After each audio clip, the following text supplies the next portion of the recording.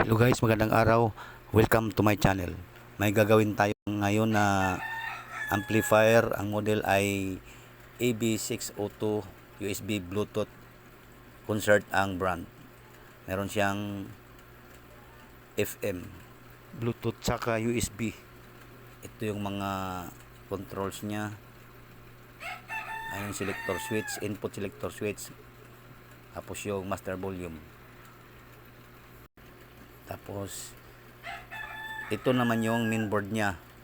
Yung mainboard niya parang mainboard lang din ng DB Audio.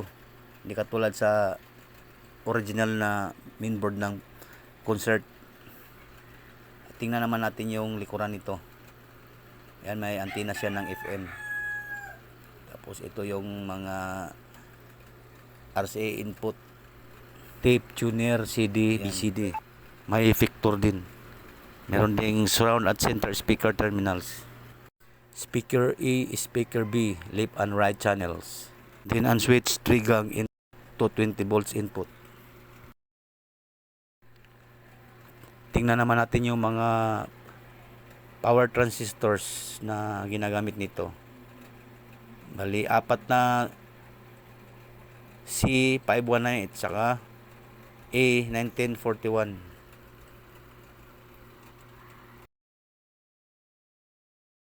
Bali, ito yung A1941.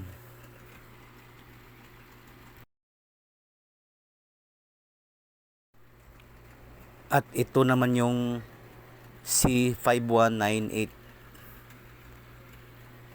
Apat na piraso din.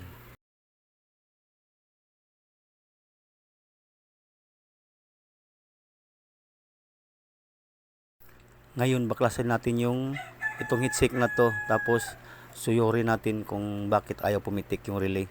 May separate ako na transformer at hindi ito ang gagamitin ko para sa pag-test natin sa DC bias nito.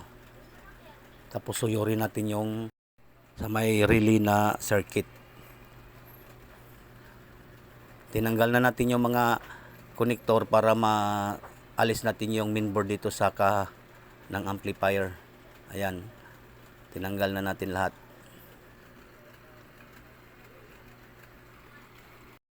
Dito naman sa may pinaka-relay, susuyurin natin dito kung bakit ayaw mag-on yung relay. Ito pala, may pinalitan ako dito na resistor na 33 ohms 2 watts. Ito yung pinalit ko.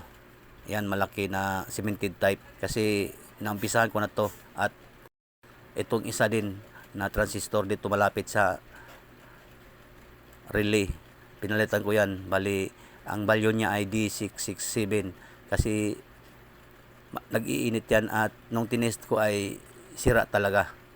Kaya pinalitan ko na rin yan bago pa man ako nag-video nito.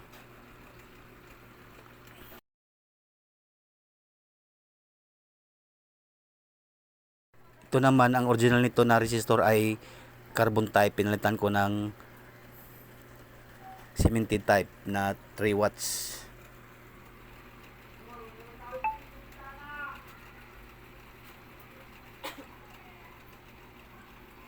Ito yung original niya na nakalagay dyan.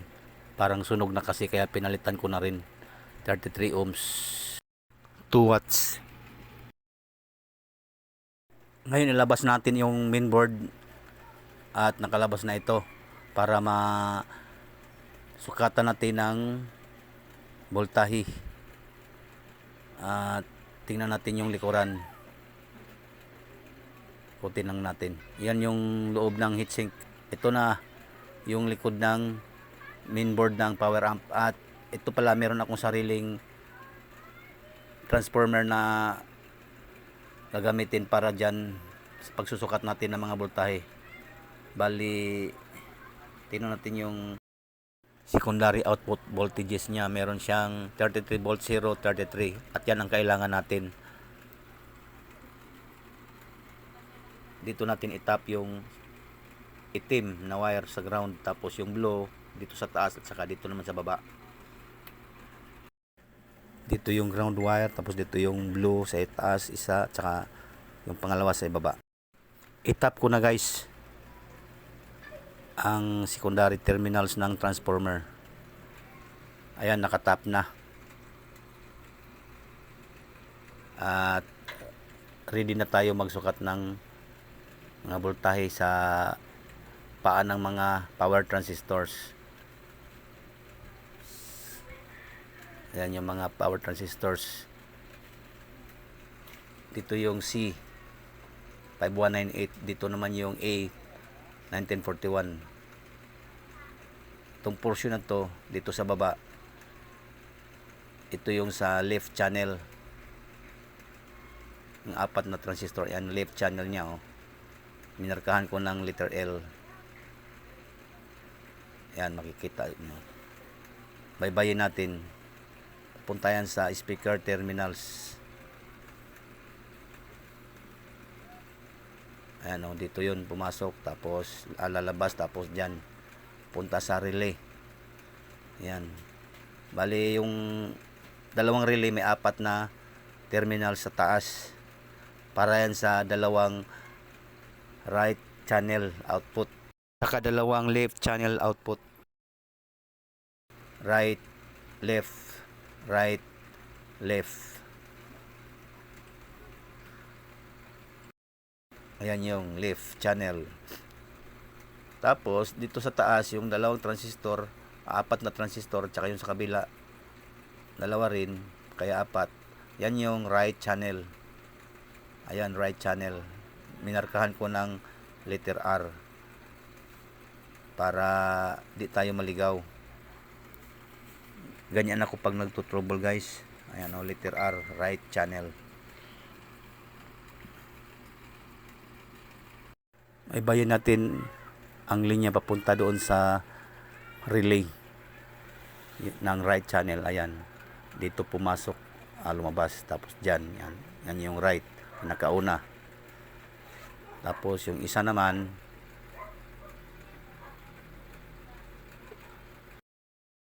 ito yung isa, yan yung pangalawang right channel sa speaker B.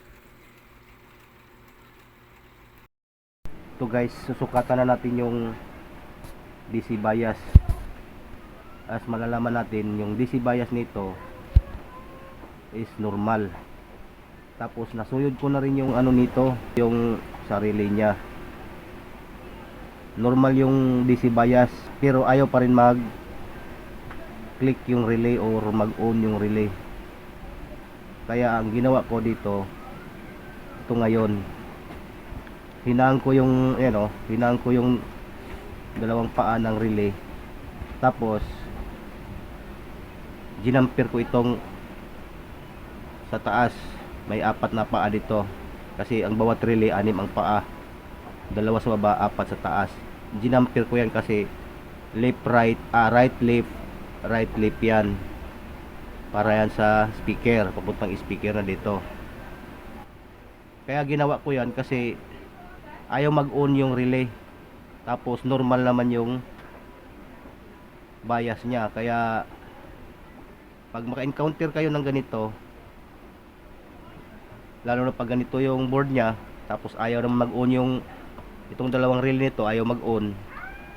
Ito pala nag-iinit dito, kaya pinalitan ko to. Noong hinaan ko na to, hindi na rin ito nag-iinit. Kasi nung napalitan ko ito, kahit napalitan ko na, kasi sira yung original niyan. Ito yon, yung D667. Pinalitan ko ng letter C. Pares lang yan, D at saka C. Bali NPN transistor. Tapos pag naka-encounter kayo ng ganito, para hindi na kayo magtatagal pa, ganito lang gagawin. Try nyo lang tong i-jumper. Basta normal ha, normal yung DC bias. Kaya pakita ko sa inyo na normal talaga yung DC bias nito. Itong dalawang to, ito yung A1941, tapos ito naman yung C5198. Bali yung portion na to sa baba, itong apat na to, ito yung left channel, tapos yung apat naman sa taas, apat na transistor nya yan. Ito yung C, ito yung A. Sa right channel naman yan. Saksak ko ngayon para magsukat tayo ng voltahe. Tingnan nyo, normal talaga siya. Normal yung DC bias niya. Ayan, saksak ko na. Ayan oh. Bali dito yung ground natin sa test probe. Ito yung base sa letter C sa 5 C5198 C A base collector emitter. Ito yung base. Sukatan natin. Ayan oh. 0.4 43. Tapos ito yung supply niya mga 47 positive 47 volts. Ayan yung collector supply yan. Base, collector, tapos emitter. Ito yung papunta sa speaker. Dapat mga 0.0 something lang yan oh. Ayan oh, 0.13 oh. So parehas lang naman yan doon. Ganon din yan oh. 0.12 pala. Yung ano niya oh, 0.44. Dito man tayo sa kabila. Ito naman yung base ng A1941. Tapos collector yan yung supply niya. Negative 47. Ayan, negative 47 oh. Oh, negative 47 volts. Tapos ito naman yung emitter ground. Sukat natin yung ground. Wala siyang DC. Ano? 0.008 normal. So normal siya. Yung left channel yan. Dito naman tayo sa right channel. Dito tayo sa base. Oh, 0.43. Supply niya 47 volts. Ito naman yung sa emitter or papunta sa speaker. O ayan o. 0.014 volts. So normal. Ganon din yan doon. Dito tayo sa kabila naman. Ito pares lang naman dito sa taas. Ito yung sa base tayo. Ito sa base. O ayan o. 0.46. O normal. Tapos ito yung negative 47 supply collector. Negative 47 volts. 7.62. Dito tayo sa emitter papuntang speaker. Ayan o. Normal guys. So makikita nyo normal yung ano supply sa mga power transistors. Wala siyang DC out. Ang problema natin kasi wala tong sound, hindi nagki-click yung relay. Nasuyod ko na kasi tong circuit dito sa relay niya. Hindi talaga na, inisa-isa ko na pero wala akong makitang sira. Bukod lang yung transistor na D667 na pinalitan ko. Ngayon ang ginawa ko, o maka-encounter kayo ng ganito, ang gagawin nyo ay katulad nito, hinang ko lang yung ano para walang supply na pumasok kasi dito magagaling yung supply sa relay. Tsaka nung hinang ko to, yung transistor dito sa likod na D667, ito. Dati, nung hindi ko pa hinang yan, nag-iinit din. Baka maaring sira yung relay nito. Pero para hindi tayo magtagal, ang gagawin nyo ay naalala ko kasi yung pag-repair sa mga component. Yung mga component dati ng mga Sony, Panasonic, Pioneer yan. Gina-jumper to para tumunog. Kaya yan ang ginawa ko. Ginamper ko lang ito. So, may jumper na yan, maliit. Pero papalitan natin yung medyo malaki-laki kasi nung medyo lumakas ang ang sound, naputol. Kaya papalitan ko lang medyo malaki-laki. Putulin ko muna yung video tapos jumper ko na yan. Ito na guys, na-jumper ko na itong relay. Yung apat na punta doon sa speaker terminals. Ito is left, right, left, right. So, testira natin kung meron naman siyang kung naidugtong natin. Ayan o.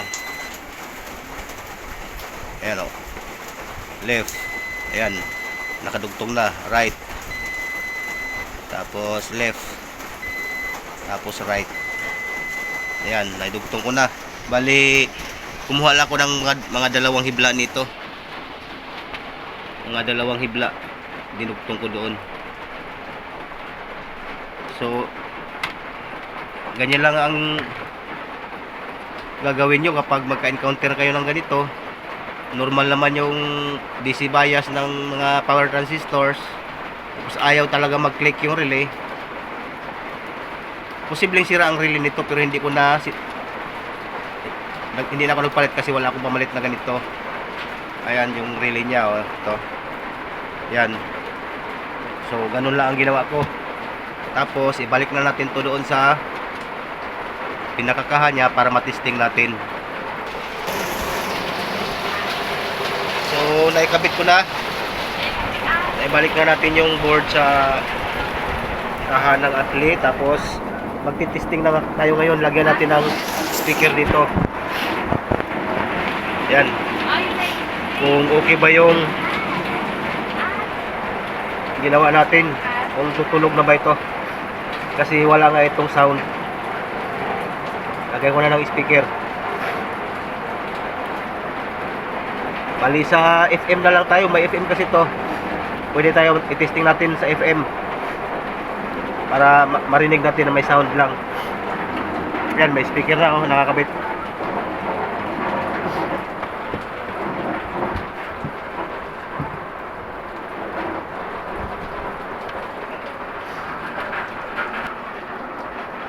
So, check muna natin kung ibalik ba natin lahat yung connector sa mainboard or sa main amplifier. Ito dito.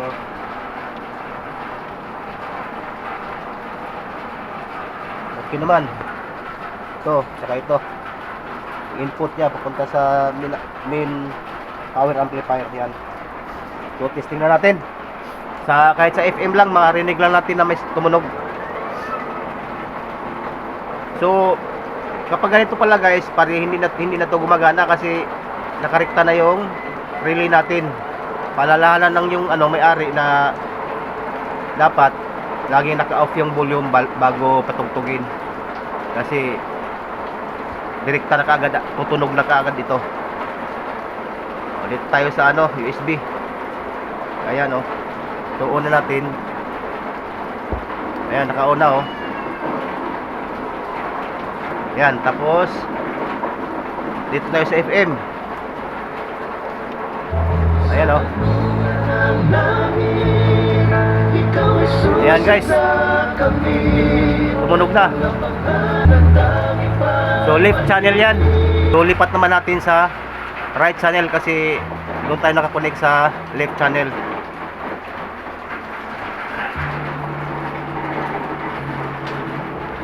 Ayan, oh, left channel. Dito naman tayo sa right channel. Ayan, o, right channel na ito.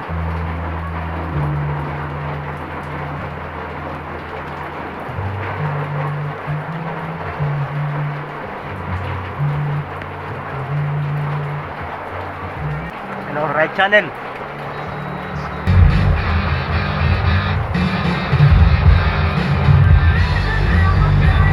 Okay na guys, baka makaka-copyright tayo.